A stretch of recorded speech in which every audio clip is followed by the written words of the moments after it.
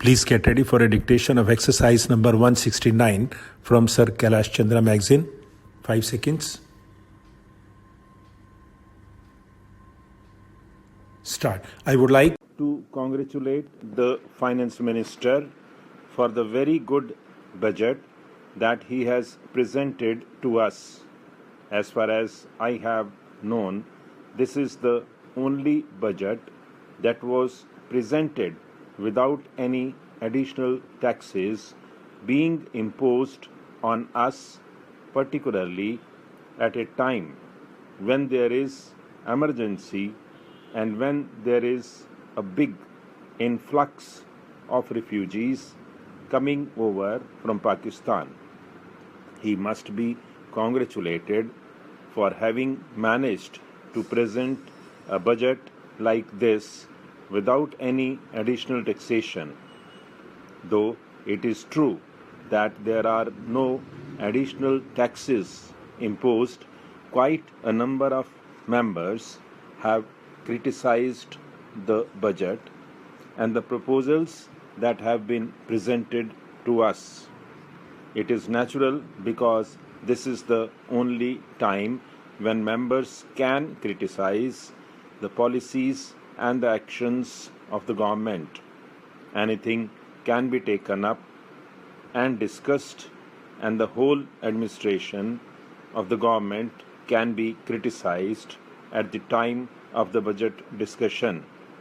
But although Mr. Krishnamachari is so clever as to have managed to present such a budget, he feels irritated over any criticism that is made against him or the government. That is not necessary. It is natural, and it is the duty of the members to place before the House and before the government all their grievances and also give the necessary suggestions to the government to improve the administration and to remove the defects, if any. So it is really not necessary that any member of the government should feel irritated. They are in a privileged position. They are in a position to rectify any mistake that may be there.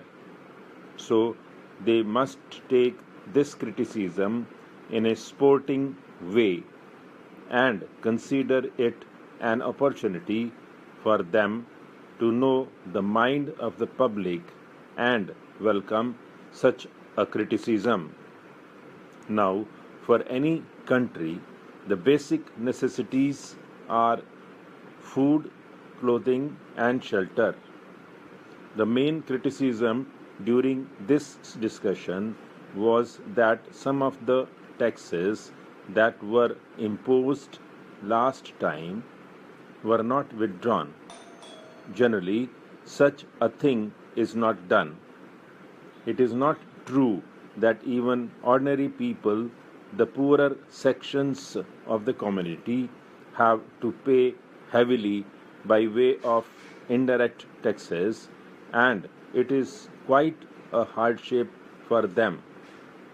But the finance minister's defense was that even if these indirect taxes were withdrawn, not much benefit would go to the public because the business people would appropriate them in the form of profits and in many other ways. We are willing to pay any number of taxes because, after all, people will have to pay to the government to carry on the administration and to face any problem that the country has to face. But the rise in prices is something that is really making the people nervous. It is almost killing the people. The taxes do not matter. It is only once a year that the taxes have to be paid, but the high prices for the various articles have to be paid every hour, almost in the day, and that is what people really mind. Something has to be done about it. Some sort of reply was given, but it was not convincing. We are not clear in our mind as to what exactly the government intends to do to bring down the prices. This is the most important thing, and this is the only thing that a greater section of the people is interested in. They would really be happy if something is done about it. The next thing I said was clothing. Even though so many textile mills are coming into existence and huge profits are being made by the mill owners, the price of cloth is still high. More than all this is the problem of shelter. We have seen during this cold weather how many people in Delhi died for want of shelter. They had to stay on the pavement. It is a very disgraceful thing. It is a shameful thing that we have not been able to provide some sort of a minimum shelter, at least for everybody in our country.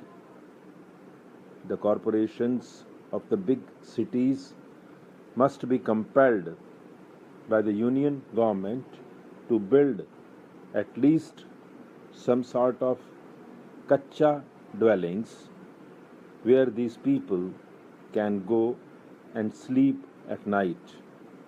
Some cheap structures can be put up.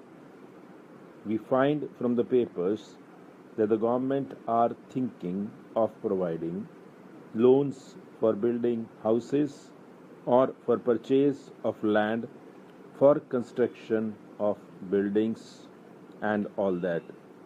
But where is the land available? They ask fabulous prices for land, particularly in Delhi, Mumbai, and other big cities. Some solution has to be thought of to eliminate this kind of hardship. The next thing is education. I am very glad to say that the present education minister has taken up his work very seriously, in all earnestness, and is trying to bring about a lot of changes for the better.